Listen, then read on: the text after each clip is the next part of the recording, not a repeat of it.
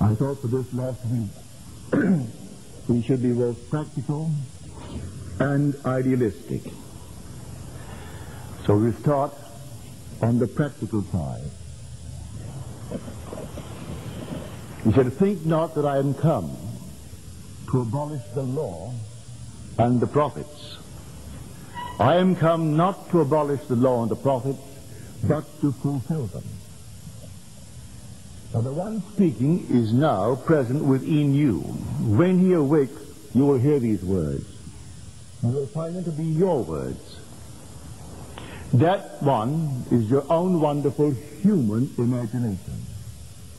That one is God. Imagination is the basis of all there is.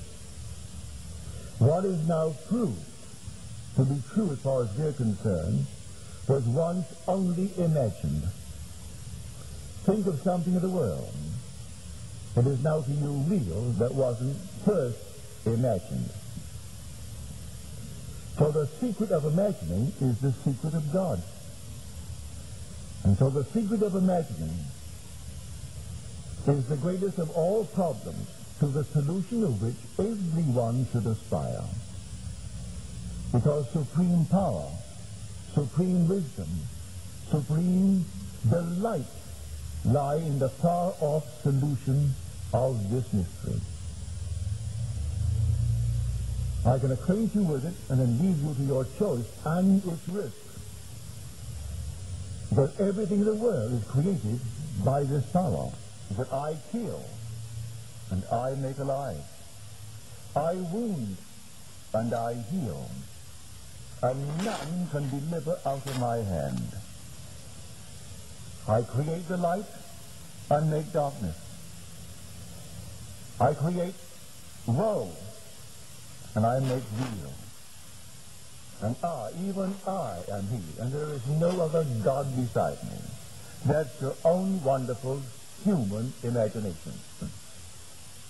But there are secrets to this power. And you and I, by experiment, we try to discover the secret. As we discover the secret of imagining, pardon me, we are discovering the secret of God. So God and imagination, human imagination, are synonymous terms. They're interchangeable.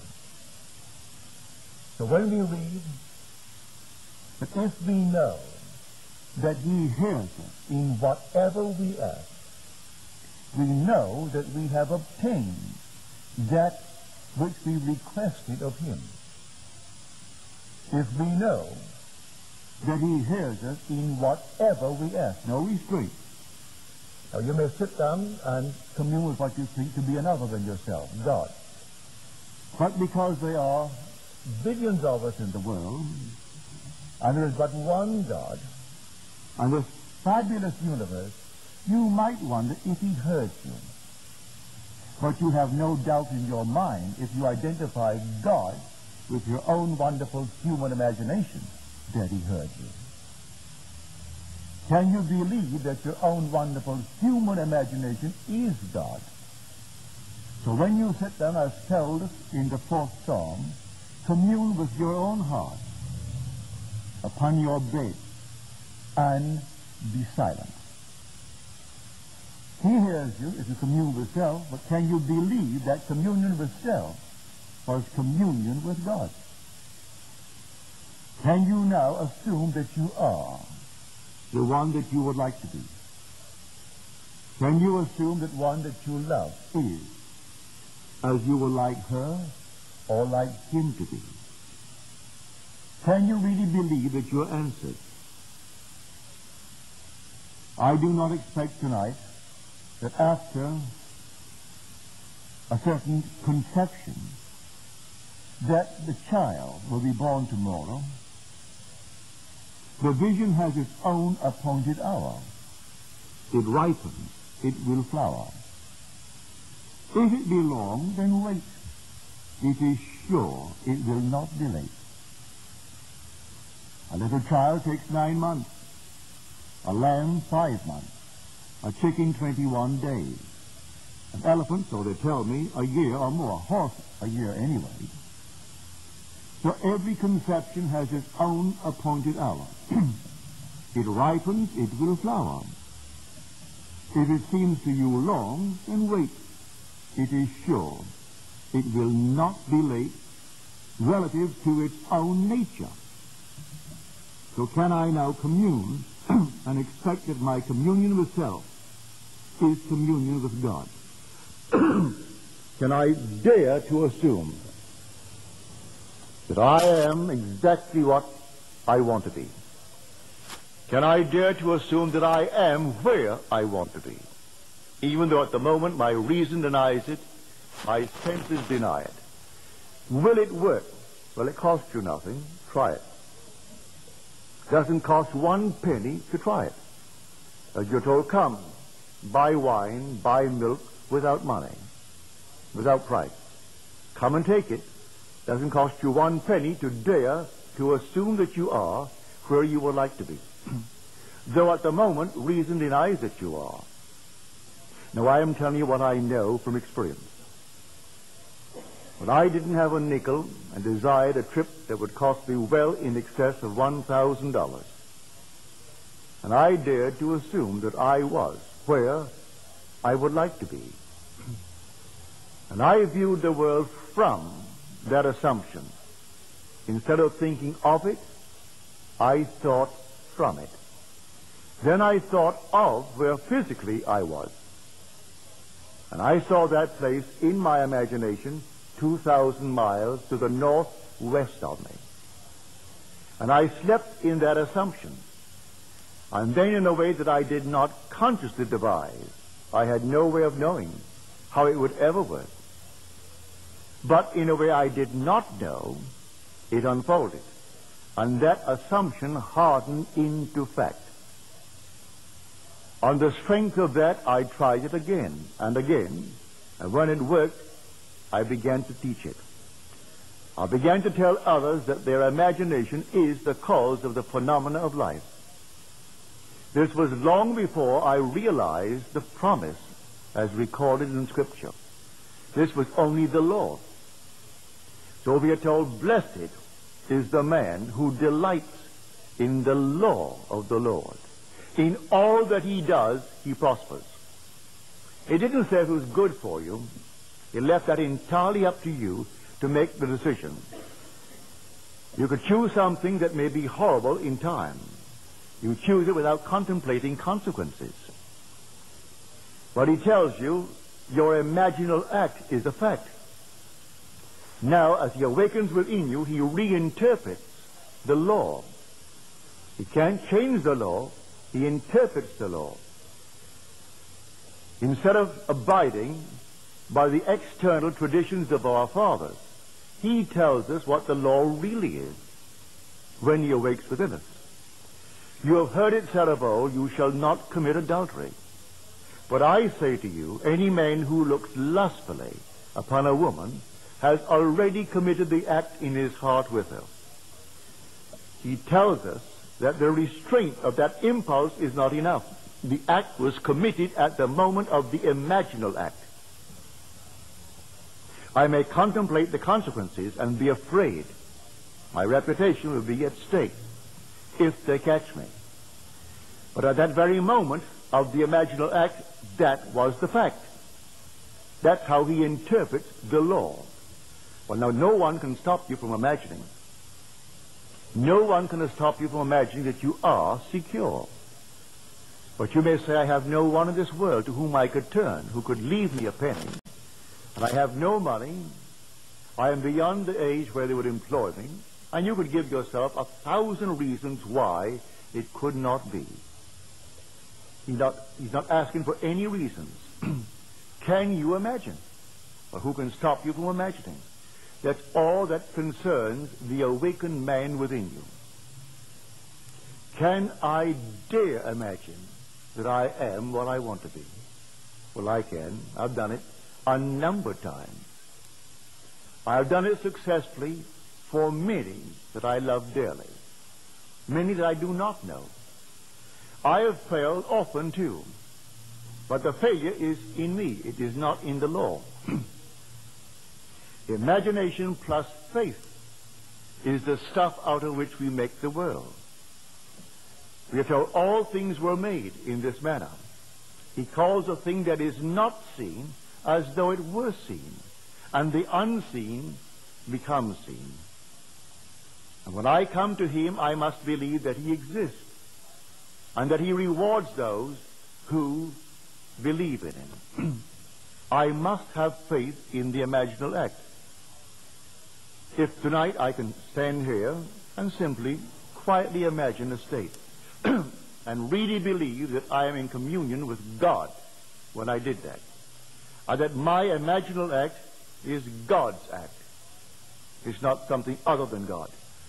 And go unconcerned as to the results will follow me.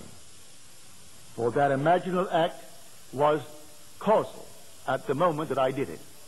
The effect, when it appears, I may try to trace the effect to some physical cause and give all credit to a physical cause. I tell you, every physical effect has an imaginal cause and not a physical cause. A physical cause only seems. It is the delusion of our fading memory. We do not remember when we imagined it. In this audience tonight, and he may not even remember when he did it, is my dentist. And I went to him in great need of a lot of work, for I had had dentistry all over this country and in London and in Barbados, and all was horrible. I was always on the move. I was in the theater, getting tongue for a week. What could they do when I needed such work? They patched me up. So when I met him, he gave me a complete job because I was here, living here then. When one day a tooth gave way, which was an anchor tooth, he said to me quite innocently, whether he remembers or not, when I saw your mouth and did this, I said to myself, this tooth will last 13 years. It was 13 years. Had he only said 25, but he didn't think I would live that long. So 13 years, out came that anchor tooth, and therefore complete restructure of my entire mouth. He set it in motion. Whether he remembers or not, he said, this is going to last 13 years. He didn't tell me, didn't have to tell me. That was his imaginal act. I was only the victim of his creative power. Now I'm telling you, don't take anything lightly. You are creating morning, noon, and night. Your imaginal acts are God's acts, because your imagination is God, and there is no other God. God actually became as we are, became man, that man may become God.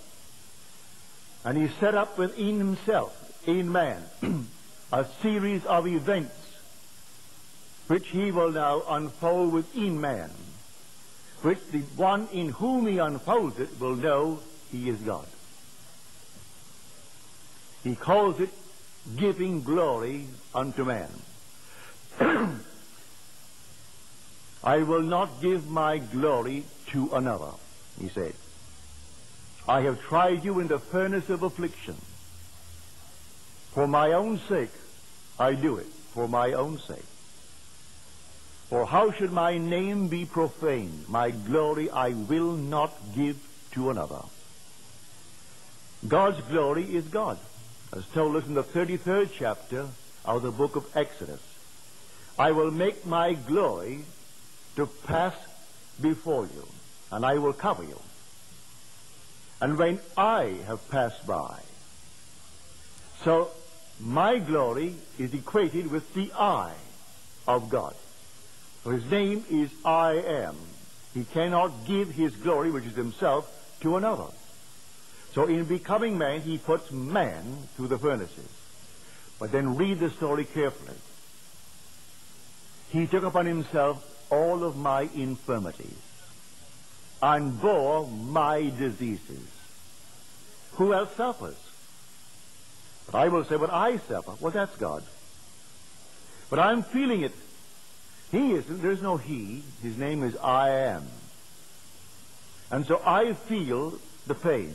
I feel the infirmities. I feel the diseases. That's God. So the fool says in his heart, there is no God, nor Son of God, that thou, O human imagination, art all a delusion. But I know thee, O Lord, when thou arisest upon my weary eyes, even in this dungeon and this iron mill. Thou also sufferest with me, although I behold thee not. I do not behold imagination as I behold you, an object in space. I am the reality that is named imagination, but I cannot actually see it as an object in space. I see the results of my imagining, but not the being imagining, for God is invisible. Then the voice replies, fear not. I am with you always. Can I ever get away from imagining? If I fall asleep now and I start dreaming, what is dreaming but imagining? When I wake, He's still with me. I'm still imagining. I am with you always.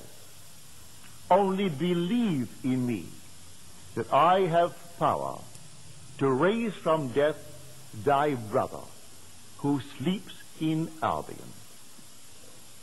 This comes now through the promise that He made all of us. His promise is to give Himself to us as though there were no others in the world, just you. Because in giving Himself to you, there is no other. Your whole vast world is yourself pushed out. Everything in the world is yourself pushed out. And you manipulate it by your imaginal acts. Everything in the world.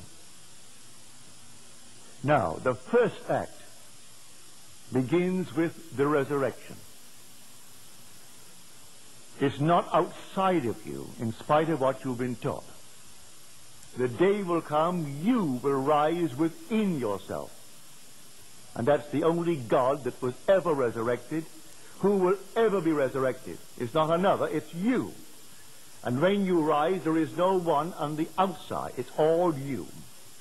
And you are rising in the only tomb in the world where God was ever buried, and that's your own skull.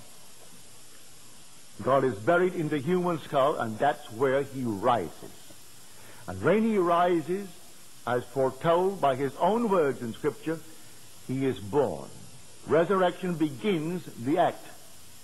That same night, you come out of the tomb, which is your skull, and you are born from above.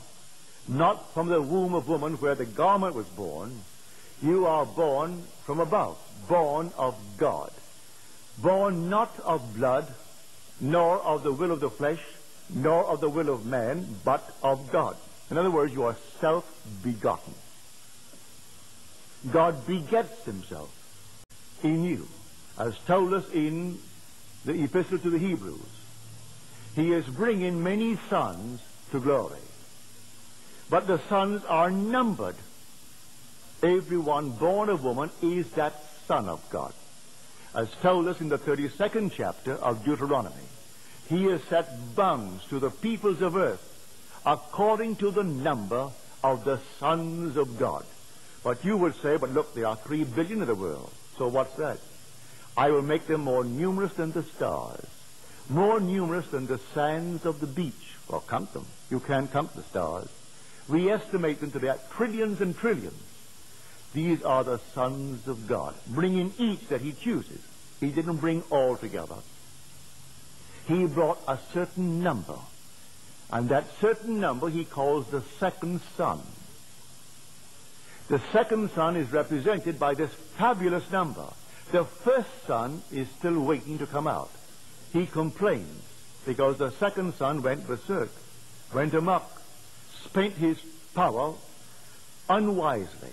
Then he came to his senses and returned to his father, and the father embraced him and gave him the authority of himself. He gave him the ring, gave him the robe, the fatted calf, everything for the one who went out and came back to the Father.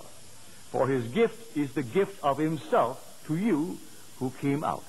I chose you in me before the foundation of the world. That's what we are told. Let the first son complain. He'll complain and complain. I served you, and you gave me nothing, not even a kid. He said, my son, all that I have is yours. But the most fabulous gift in the world, or possession in the world, is without meaning unless there is a knowledge of it and a readiness to use it. Going out as we did, we become aware of our possession. Then we can use it. Unless we went out into the world and misused it as we have done, we could not become aware of this power that is our own creative power, our imagination. I saw it so clearly one night. Here I am in this fabulous field of sunflowers, huge, lovely sunflowers. Each sunflower was a face, the human face, but they were all anchored in the earth. And I walked up and down among the sunflowers. They moved like an orchestra moves. They all moved in unison. If one smiled, they all smiled. If one didn't smile, no one smiled. They simply followed like an orchestra. If one bent over, they all bent over. And everyone did what the whole did. One, I didn't say one led them, seemed automatically to do it. And I felt, though I was alone, I could walk up and down, and they were anchored. They couldn't do it.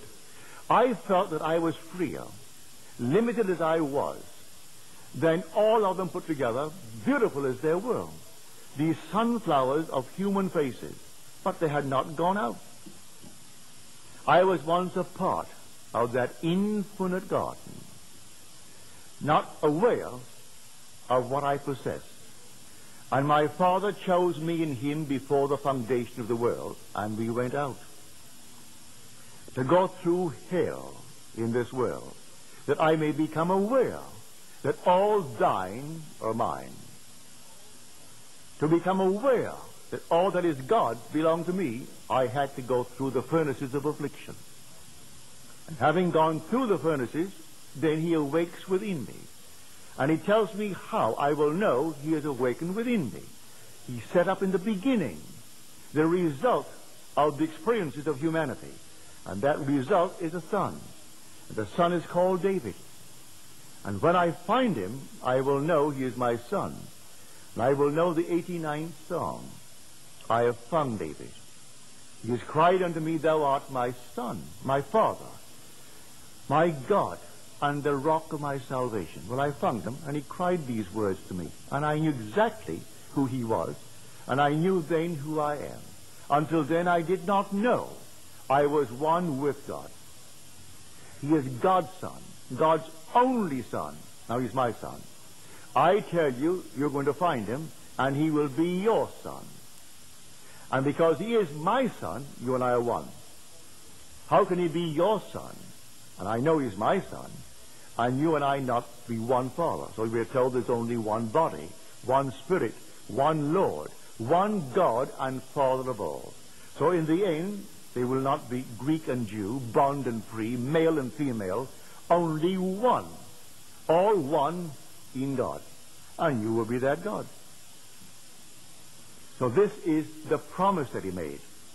Now, when I read the Bible, I take all the related parts of the promise and put them all together. For all of these things put together will find their fulfillment in you.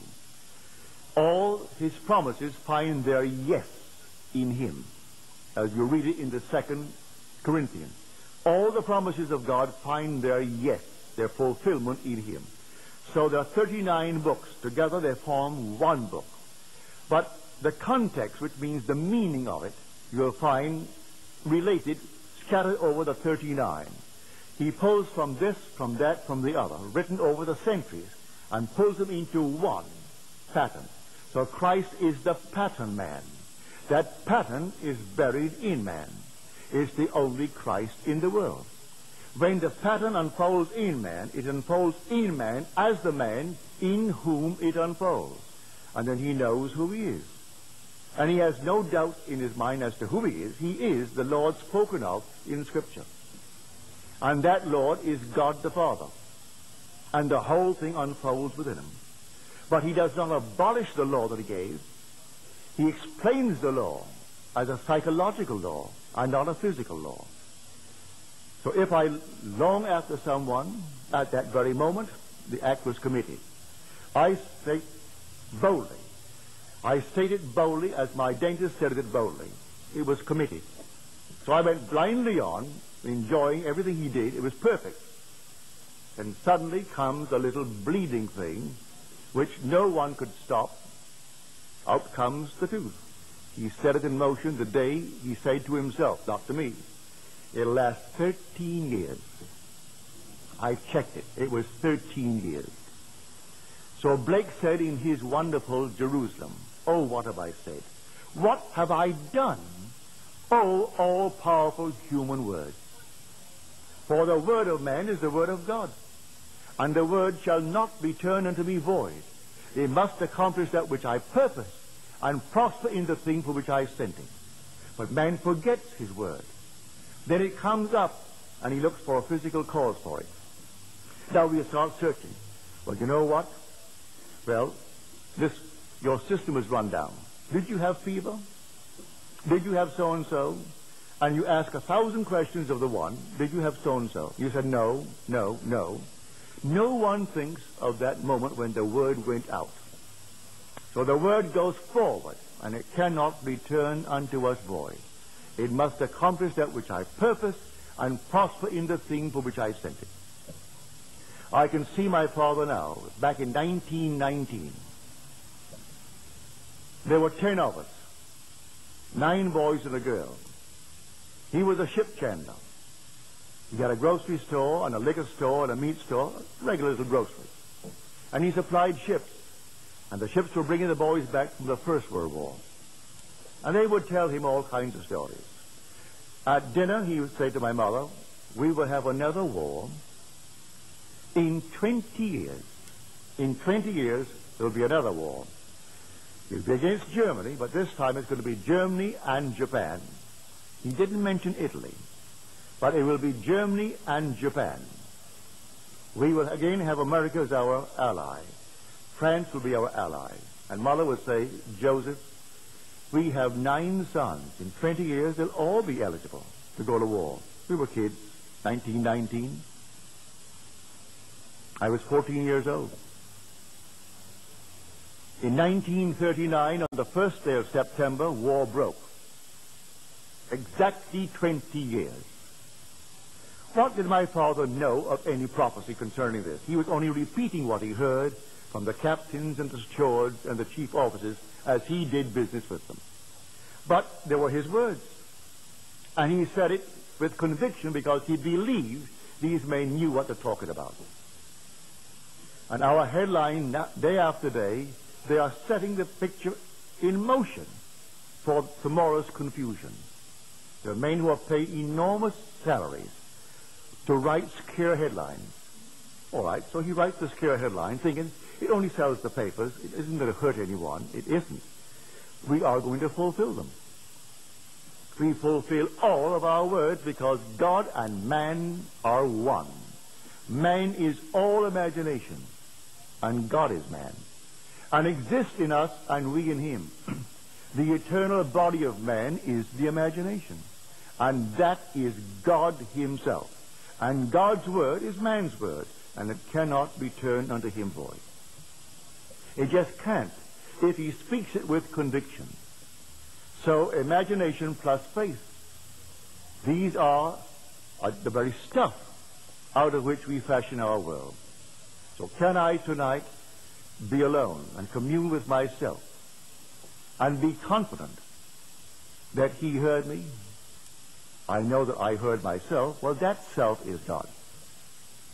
If we know that he hears us in whatever we ask, we know we have obtained, not going to, we have obtained that which we request of him.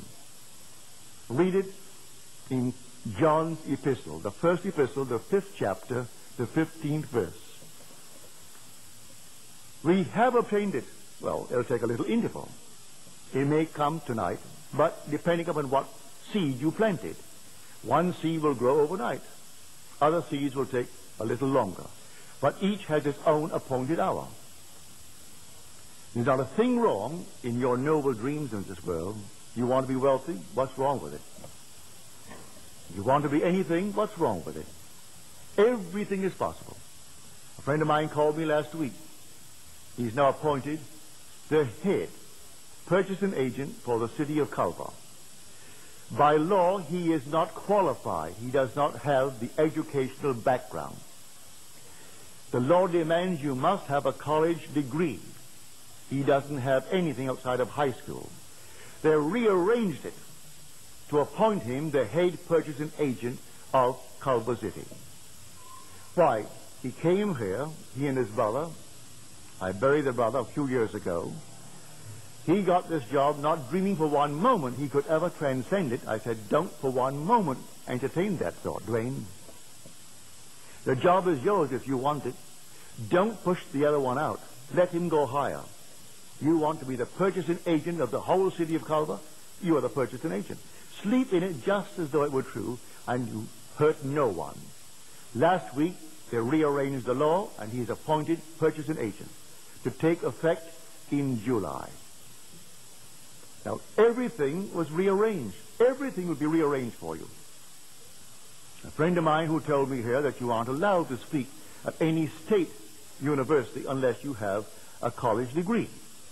Well, he confessed he did not have one, but he was invited by the professor at UCLA to take his class. I think there were 3 or 4 classes in the use of imagination, in advertising. And so here he went in without the degree, and he was given, well, all the freedom that the professor enjoyed, and he gave either 3 or 4 lectures instead of the professor who went off for those 3 or 4 lectures. So they suspended the rules. They'll suspend every rule. You're not supposed to do this, not supposed to do that. Ignore it. Ignore every rule. As my friend used to say to me, and he said, you can't smoke in here. Look, no smoking. And he was a very wonderful lad. He said, he didn't say positively. And so he would go right through the gate to the airplane, and I would say, Mort, you cannot smoke in here. It's not supposed to smoke. Didn't say positively. And here's Mort going right through with his cigarette. No one stopped him. I'm not saying that you should do it. He didn't do it to brag. He simply believed in himself. He wouldn't hurt anyone. Now, you don't have to hurt anyone. I tell you, your own wonderful human imagination is immortal. That's the man in you that cannot die. I meet them, those who are called dead, and I tell you they aren't dead. Nothing dies. Everything is restored. Everything is restored. But the day will come, you'll go beyond restoration, and you will resurrect. And who's resurrecting? God. And God in you awakens, and you are God. Because God is the Father of David. That is the way you know you are God.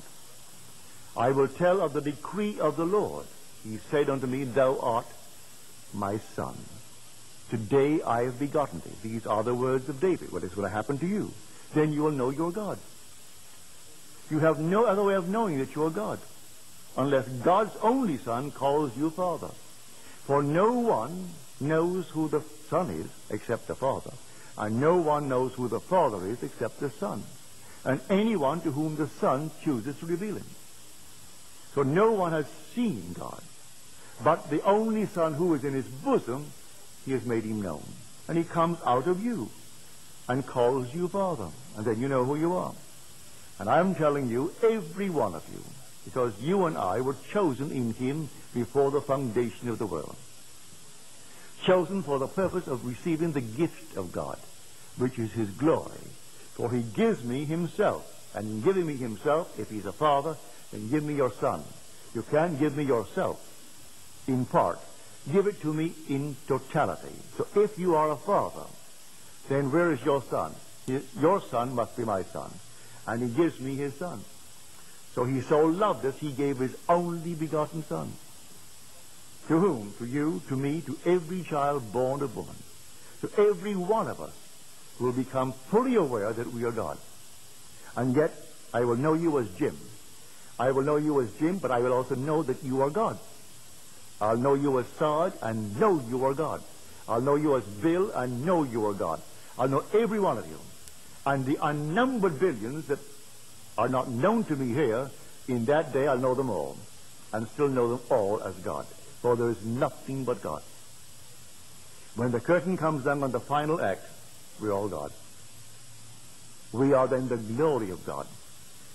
So we will finish the work. He said, I have finished the work which thou gavest me to do. Now, glorify thou me with thine own self, with the glory that I had with thee before that the world was. It's returning now. The whole memory returns, and then every man becomes God. But now do not fail to apply the law. Blessed is the man who delights in the law of the Lord. In all that he does, he prospers. You name it, and you can be it. You just name it.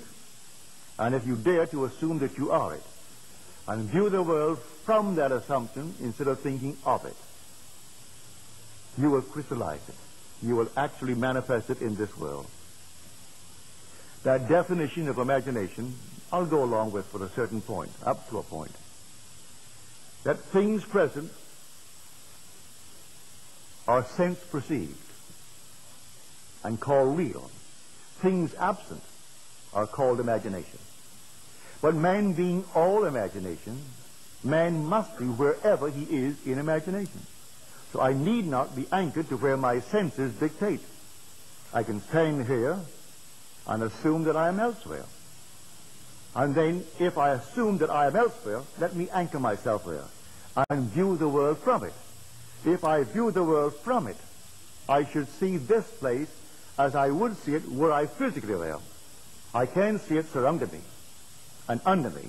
Then I did not move in imagination. If I move in imagination, then I must think of where I was physically and see it elsewhere. I can see it where I am in imagination and be moved. For all motion, well, I can tell myself if I have moved by a frame of reference. If I have moved relative to this room, well, then let me look to see where am I now. I must have moved. For motion can be detected only by a change of position relative to another object. Well, here is the object. I assume now that I am, I name it.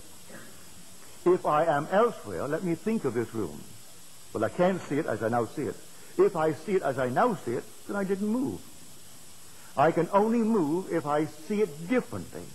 Well, now, if I move, and now I'm standing in my home, sitting in my chair in the living room. Now, let me think of this club. I must see it away down on Catalina and feel myself at home on Carroll Street. And then think of the club, and it can't be here. It has to be away down on Catalina.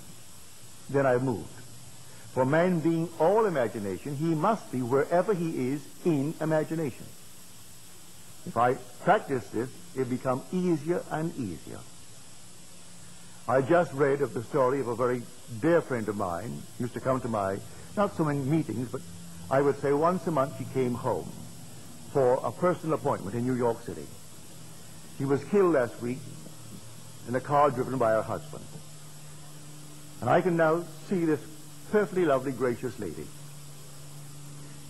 She had a home in Oyster Bay in Long Island. And she had her apartment in New York City. Her name is possibly one of the most prominent names in America. The name is Roosevelt.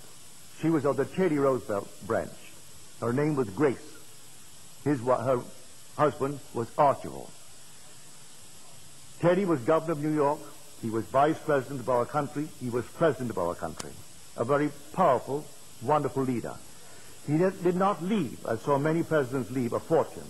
He didn't go in there to make a fortune. He went in there to lead the country. And as he said, I don't consider public opinion. I form what I think is best for our country, and I feed them what they ought to know.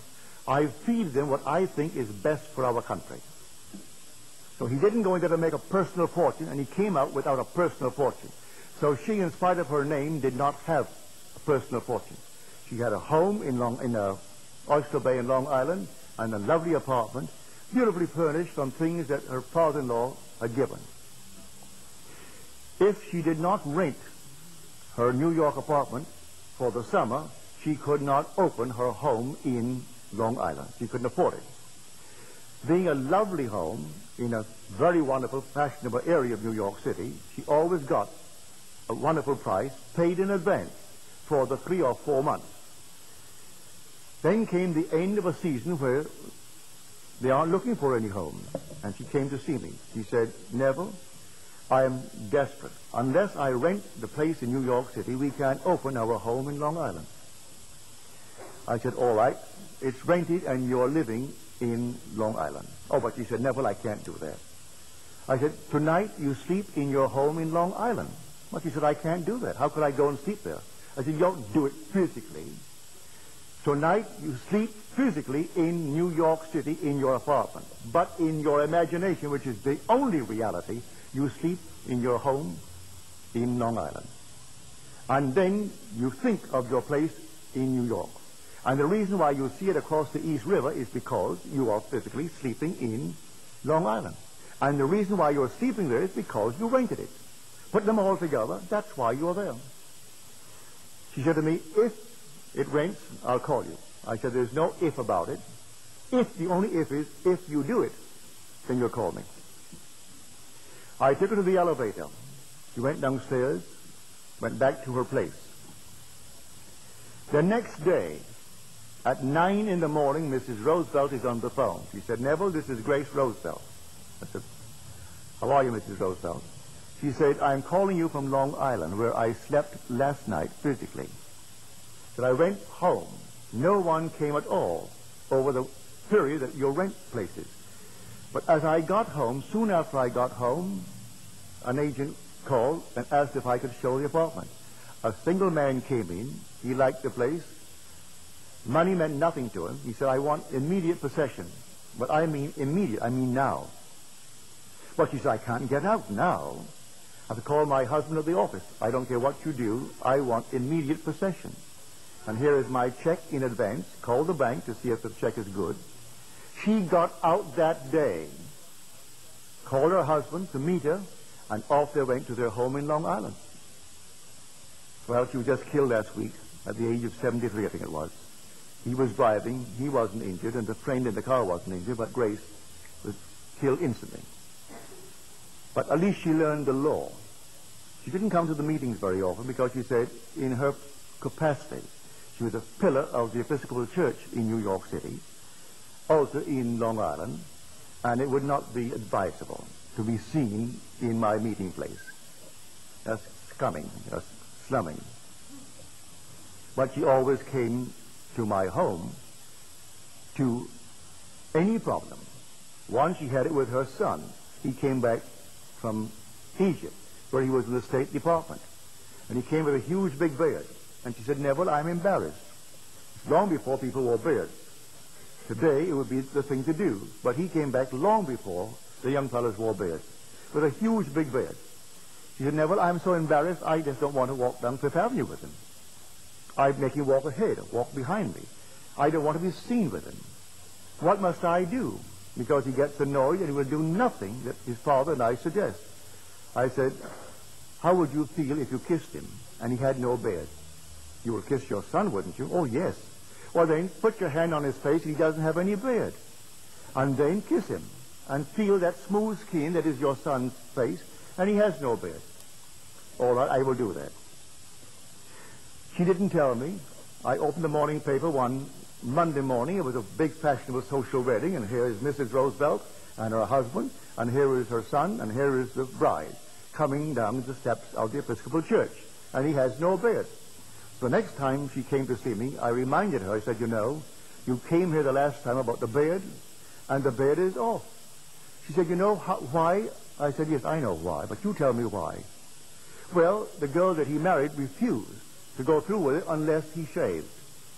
She saw the physical act. I said, no, that wasn't it. You promised me that you would kiss him and feel his smooth skin. And you feel the smooth skin and it would come off. She said, I did do it.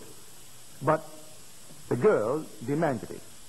So she goes back to a physical causation And it wasn't so at all. There is no natural effect with a natural cause. Every natural effect has an imaginal cause, and the natural only seems.